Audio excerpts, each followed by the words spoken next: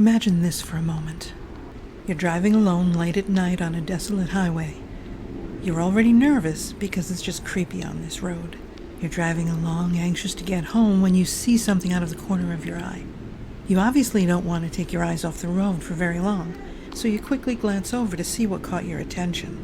And you're stunned to see a glaring, half-human, half-animal creature looking back at you. You have no idea where it came from, and you can feel its malevolent intention towards you. You've realized the situation you're in. You are alone for miles and miles, and this thing is running beside you. It's just you and it.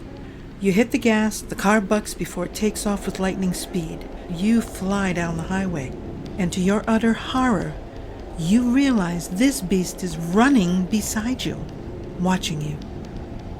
This actually happened to not one, but 2 New Mexico Highway Patrol officers.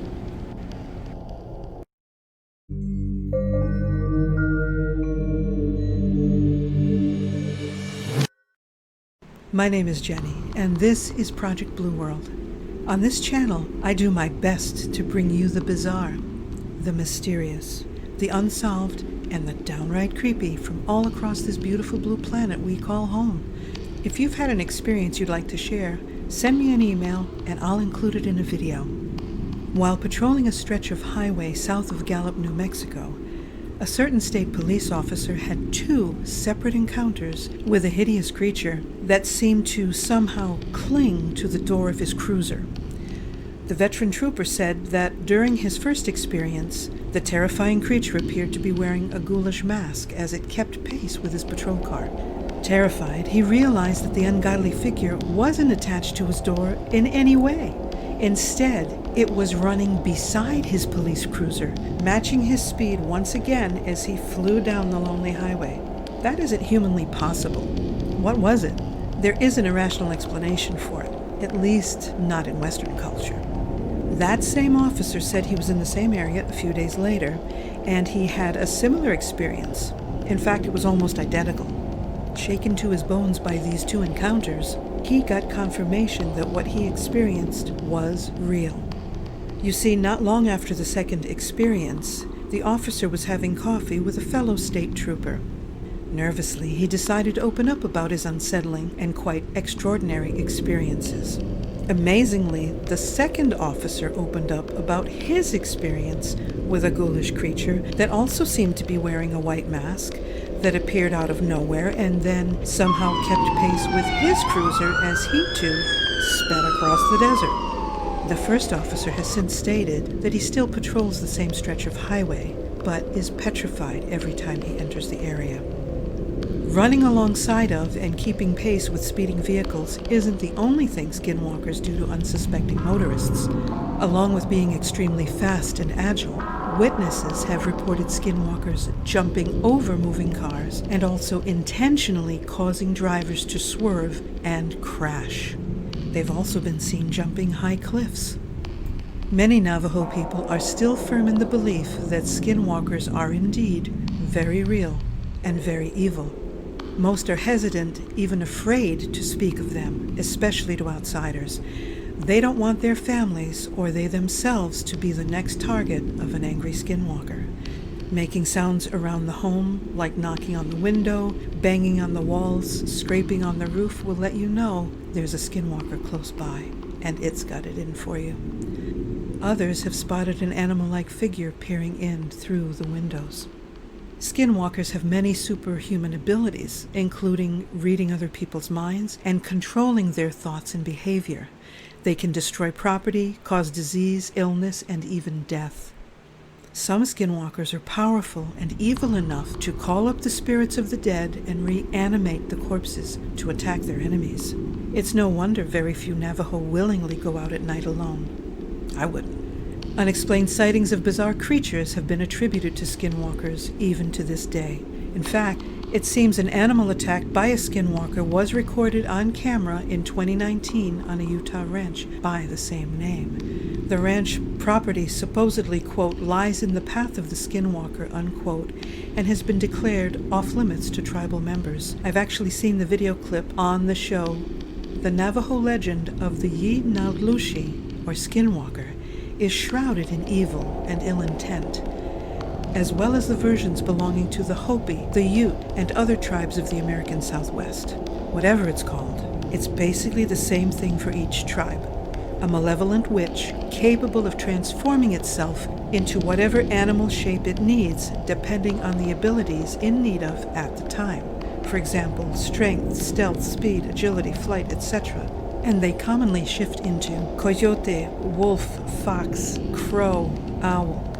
Skinwalkers usually use the pelt of the animal they want to shift into, hence the term skinwalker. That's just gross. Wearing the skull or antlers of an animal gives even greater power. That's just getting even creepier here. Because skinwalkers wear these skins, it's taboo among tribal members to wear the pelt of any animal. In fact, there are only two hides the Navajo wear, and only for ceremonial use: sheepskin and buckskin. There is also some belief that if you lock eyes with a skinwalker, they can meld themselves into you and basically steal your skin. Steal your body, as it were. Two ways to tell if you're in the presence of a skinwalker while in its human form are: 1, the person will avoid the light, and 2, their eyes. Their eyes will glow like an animal's or even turn red when in human form. When in animal form, their eyes don't glow like an animal's normally would. Dan Benishek, an anthropologist at the University of Nevada in Las Vegas, said, quote, "Skinwalkers are purely evil in intent. I'm no expert on it, but the general view is that skinwalkers do all sorts of terrible things. They make people sick, they commit murders, they are grave robbers and necrophiliacs. They're greedy and evil people who must kill a sibling or other relative to be initiated as a skinwalker. They supposedly can turn into were-animals and can travel in supernatural ways." Unquote. This is an anthropologist saying this. The Navajo believe the spiritual forces of good and evil exist, and that those energies can be harnessed for either side. Medicine men use these powers to heal and aid people, while those who practice Navajo witchcraft, yes, there is actual Navajo witchcraft, direct those spiritual powers to cause harm or misfortune to others. Known as the Witchery Way, this type of Navajo witchcraft uses human bones in various ways and potions that are used to curse, harm, or kill intended victims. Robbing graves for more than bones, skinwalkers collect much-needed ingredients for their black magic. They must continually kill others to live, because they live on the unexpired lives of their victims. In other words, skinwalkers live off the remaining energy their victims had left upon their deaths. They actually take what's left of what their victims would have lived. They use that remaining energy the poor dead person was robbed of in life. And if skinwalkers don't do this, they will die. In a way, it's akin to their form of food. Besides robbing graves and stealing life energy to live, it's also said these evil witches engage in necrophilia with female corpses. They're cannibals and they commit incest. They are vile parasites. Greedy, angry, envious, spiteful, and vengeful. They're never giving back in a good way, but they're always taking and harming and using for personal gain and corrupted power. Though they're both male and female, skinwalkers are usually considered mostly male. Ladies, listen up. Interestingly enough, the hag or the crone from Celtic and other European traditions seem to have crossed over oceans and continents, as it's commonly believed to be only old or childless women who come to turn from good and acquire these abilities, these superhuman powers. These creatures, because they are neither human or animal, walk freely among the tribe during the day, secretly transforming under the blanket of night. The majority of Navajo won't have anything to do with them, and they maintain their distance. Some people, however, are desperate enough to approach and actually pay a skinwalker to commit some sort of evil act against someone else. According to Navajo law, someone who's been identified as a witch by the community and their status as a human being removed, imagine that, having your status as a human being removed, can be killed. And they aren't kidding. During the Navajo witch purge of 1878, more than 40 Navajo witches were killed by members of their tribe because the Navajo had endured a horrific forced march across the country by the U.S. Army. This infamous march is known as the Long walk. You can look it up. Hundreds of Navajo were starved, murdered, or left behind to die. They were then confined to a desolate reservation and were left destitute and starving at the end of the march. So after all this suffering, they arrive in the middle of nowhere with nothing to eat or shelter from predators. They'd lost everything, exhausted, starving, mourning the deaths of their loved ones, memories fresh in their minds of watching their husbands, wives, children, even babies, parents and grandparents suffer and die in just excruciating ways, having to leave them without proper burial. That was it. They were done. They suspected witchcraft for this great misery that had come upon them, and they retaliated. They purged what was left of their tribe of all suspected witches. It was reported that a collection of witch artifacts wrapped in a copy of the Treaty of 1868 was found, quote, buried in the belly of a dead person, unquote, by members of the tribe. Imagine that, doing that to your own tribe, doing that to your own people. Well, it takes quite a person, doesn't it? To become a skinwalker requires the most evil of deeds, and that is the killing of a close family member, usually a sibling. Upon doing so, they literally acquire strong supernatural powers. It's like it just enters in them. They're rarely caught because of their superhuman strength, their speed, the agility, the stealth, their shape-shifting. They are shapeshifters. Can a skinwalker even be stopped? How do you do it? According to Navajo legend, you can't fight evil with evil. Well, one of their flaws is that they leave behind footprints larger than any other animal. Skinwalkers can be tracked.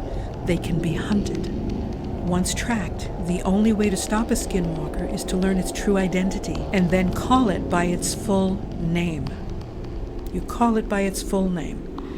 Confronted with all the intensity and depravity of its evil acts against others throughout its lifetime or its time as a skinwalker, the skinwalker will be overcome by its own evil deeds, get sick, and usually die. Hearing its full name is sort of a spiritual reality check. Like when your mom calls you by your full name, you know you're in trouble and you got caught. If you still want to have your own paranormal experiences after watching this video, check out the FLIR thermal camera for Android and iOS in the description box below. No bulky equipment to worry about while Bigfoot is chasing you, or while you're running out of that haunted house your bestie warned you not to go into. This camera is on-the-go thermal imaging for those hot and cold spots you just can't explain. Thanks for watching. Meet me in the